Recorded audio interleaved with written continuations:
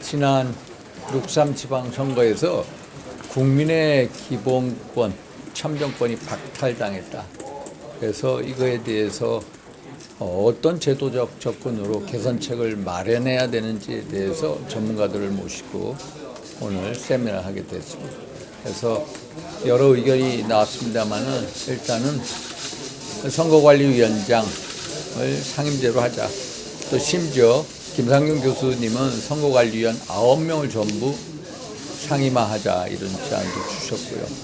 또 일부 방청석에서는 사무총장을 완전히 개방형 중립적인 전문성 갖춘 인사로 하자 이런 것도 나왔고, 저는 이제 제가 말씀드린 대로 일단 선거관리위원회 법에 보면은 선거관리위원장이 사무처를 통할하게끔 돼 있습니다. 그리고 사무총장을 지휘하게끔 돼 있습니다. 사무총장을 지휘하려면 당연히 선거관리위원장은 상근이 돼야 됩니다. 그런데 선거관리위원장이 비상근이 있습니다. 보통 한 달에 한 번 정도 전체 회의를 소집합니다. 그때 선거관리위원장이 나타납니다.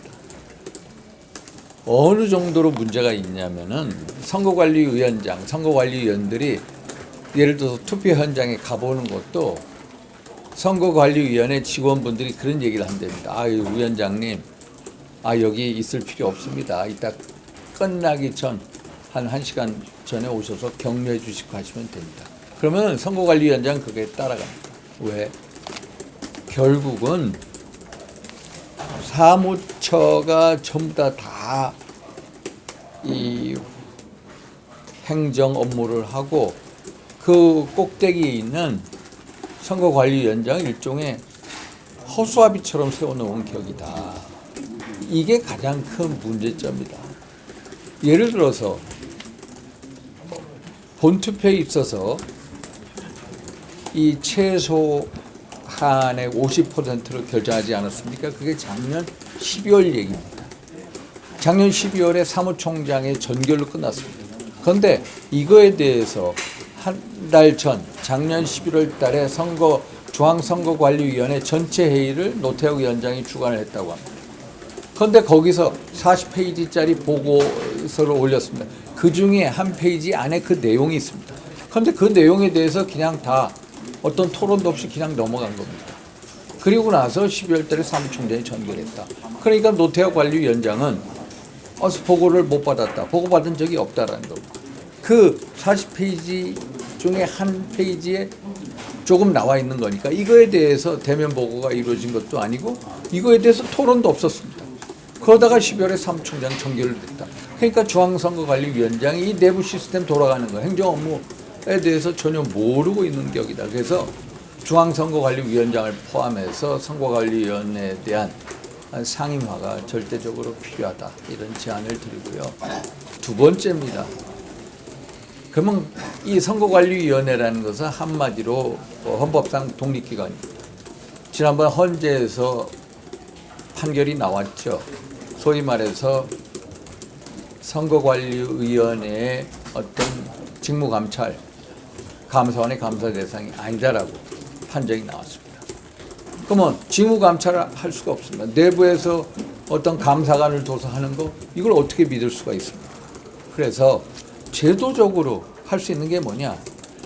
헌법 개정을 하자, 원포인트 개정을 하자, 이런 얘기가 있습니다만은 원포인트 개정 이전에 우리가 법으로 충분히 논의할 수가 있다.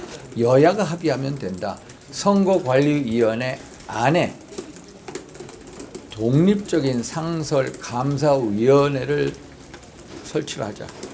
그 감사위원회를 구성하는 추천권을 여야 정당에 주자. 그리고 그 감사위원회가 여야 정당, 국회에다가 보고 의무를 갖게 하자라는 겁니다. 이게 그나마 현실적인 대안이 아닌가 그래서 제가 이것을 말씀을 드린 거고요. 또 우리가 선거 포상금제가 있습니다. 선거 포상을 하죠. 선거 포상을 하면은 최대 5억 원까지 줍니다. 그런데 선거 포상금제에 있어서 선거관리위원회 직원들은 이해입니다.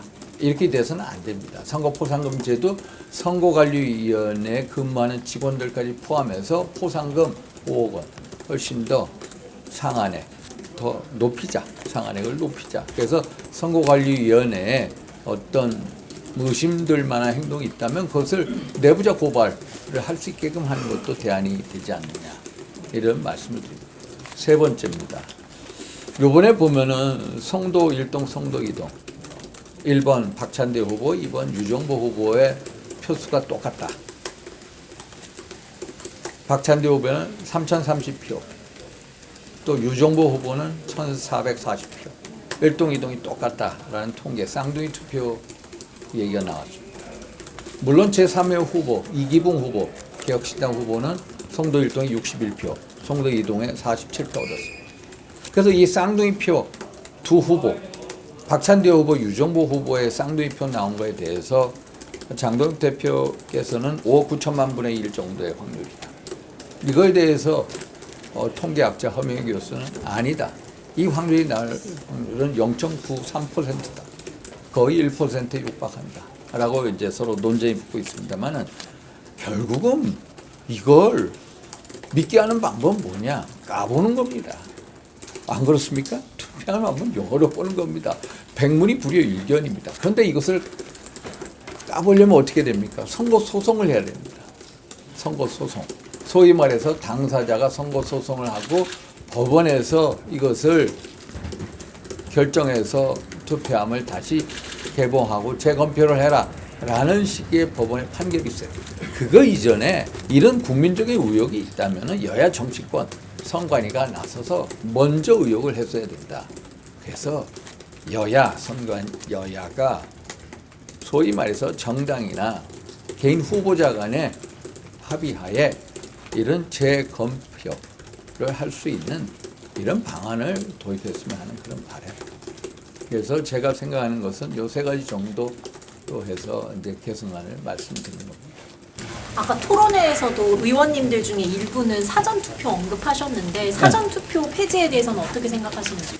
이제 사전투표가 이제 보통 이틀 하지 않습니까? 그리고 5일 후에 본투표가 이루어지죠.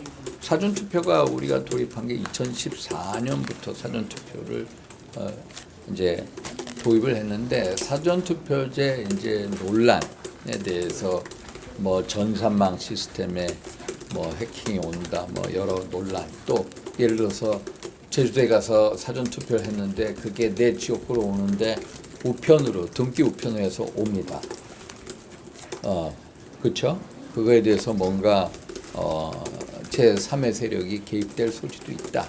이런 식의 얘기를 해서 사전 투표에 논란이 많은데 그러면 사전 투표를 폐지하고 본투표를 하자, 본투표 2일을 하자라고 합니다. 그러면은 해외에 있는 분들, 또 선상 투표하는 분들, 또 지방에 있는 분들, 그러면 이미 본투표 이틀을 하게 되면 부재자 투표, 과거 우리가 하던 부재자 투표를 다시 도입할 수밖에 없다.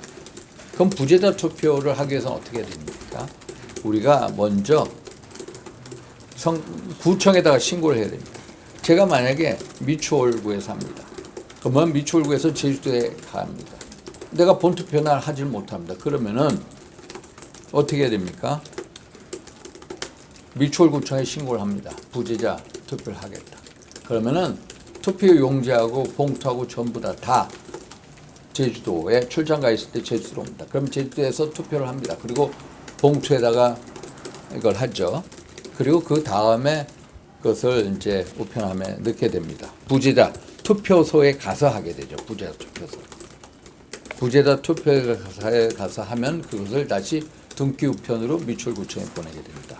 미추홀구 선관위에 가게 되죠. 그럼 미추홀구 선관위가 본투표날 이제 개봉한다라는 거죠. 그러면 여기에서도 뭐 예를 들어서 우편으로 보냈을 때 여러 가지 제3의 세력이 들어갈 수 있는 게 아니냐 이런 문제. 또 본투표를 이틀 하면 첫 번째 투표하고 그다음 그 투표함을 어떻게 할 거냐 이런 문제 등등. 그래서 이 본투표 이틀 시행하는 것에 대해서도 여러 얘기가 있을 수가 있습니다. 사실 본투표 하는 날은 사전투표를 하는 날은 우리나라하고 에스토니아 정도밖에 없습니다. 본투표를 하는 거 예를 들어서 대만 같은 나라는 사전투표 없습니다.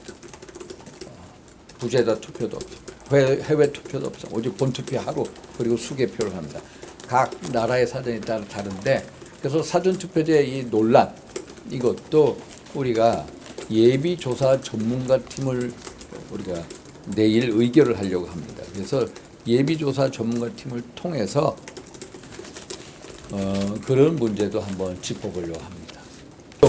선관위 개혁 관련해서 야당 쪽에서는 개헌 얘기들을 많이 하시는데 아까 말씀하신 그 개헌은 이제 사실 부정적으로 보시는 이유를 아니 개헌이라는 것은 우리가 지난번에 우원식 국회의장께서 지방선거 전에 원포인트 개헌을 주장하셨습니다. 헌법 전문에다가 첫째 뭐 여러 광주 사태, 부마 항쟁 사건을 넣자. 두 번째 비상계엄에 대한 발동 요건을 강화시키는 그 개헌을 요구하셨는데 결국 개헌에서 가장 중요한 것은 여야 합의와 그리고 국민적인 동의입니다. 그래서 이 개헌이라는 게 한번 개헌으로 가게 되면은 그 원포인트 개헌이 아니라 개헌으로 완전히 블랙홀 같이 빠져들게 됩니다. 그래서 개헌 단계 이전에 우리가 법으로 여야가 법으로 고칠 수 있는 게 뭐냐? 제가 말씀드린 것 같습니다. 여야가 같이 합의하에 선거관리위원회 내에 상설 감시 독립 감사위원회 설치하자. 그리고 추천을 여야 정당이 하자. 그리고 국회에 대해서 보고 의무를 갖추게 하자. 이게 그나마 가장 현실적인 대안이 아닌가 이렇게 생각합니다. 어제 그러니까 지선 평가 관련해서 2018년도 지선과 비교해서 그 장경 대표의 뭐 역할론 이런 걸 강조하는 그 보고서가 나왔는데 약간 토론회랑 관련이 없으면 어떻게 보시는지 사실 우리 입장에서는 좀 더 보수적으로 평가를 해야 됩니다. 보수적. 우리가 지난 선거 이전에 국민이 뭘 요구하는지 우리는 이미 깨달았습니다. 한마디로 당이 변화하고 혁신하고 통합하라는 겁니다. 그래서 그거에 대해서 우리 당에 있는 모든 분들은 모든 국회의원들은 민심이 원하는 당의 변화와 혁신과 통합에 대해서 반드시 답해야 할 의무가 있다. 그런 측면에서 우리가 스스로 평가해야지 뭐 2018년부터 좋아졌다 뭐 이런 평가는 너무 아전인수격이다. 너무 냄새가 난다 이런 말씀드립니다.